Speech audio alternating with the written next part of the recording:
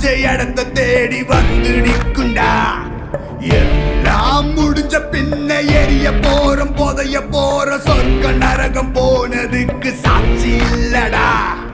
இந்த நொடி இருக்க வாழ்ந்துக்கோ, நேரம் நல்லா இருந்த வாழ்ச்சிக்கோ.